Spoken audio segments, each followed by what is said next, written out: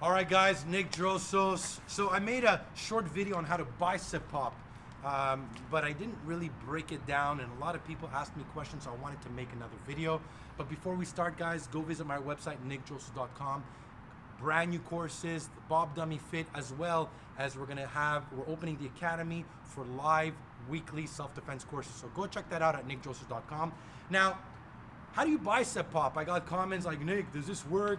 How does it work? Oh, you've never been in a fight. I actually, first time I got bicep pop was in training like 25 years ago, and I still remember the strike I got because I didn't see it coming. And what it was, I was clinched here, and he went boom. Now you might tell me, how much power is behind that?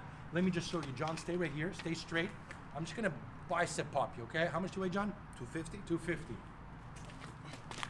Okay? Right? So it doesn't take a lot of power, right? When I'm bicep popping, I'm popping my hip, but I'm also driving it here, putting my whole body behind the strike. Now, what I like about the bicep pop, one, if I'm clinched and I'm here, I can bicep pop into the neck, into the jaw, into the nose, into the face as well. It has a great follow through that if I'm clinched, let's say wrestle me, John, I'm here and I go boom. Oh, did you feel that? Sorry, I didn't So as I go here, bam, boom, then I could come in with a headbutt or an elbow. What it does, it gives me a slight opening. It's, you know, it might finish the fight, it might not. But that's not the point. The point is finding that close quarter strike, creating an opening, and always following through with a chain of strikes. So it's never one strike that might or might not finish the fight. So again, if I'm clinched and I'm here, I'm going boom, and then I can headbutt or I can grab. Same thing, I'm here, he's doing this, I'm striking here. The last thing he expects is this, right? You see that coming? No.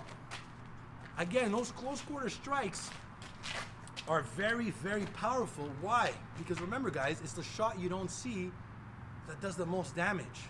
So you might see this here, but maybe, boom, this is the one that's gonna knock you out.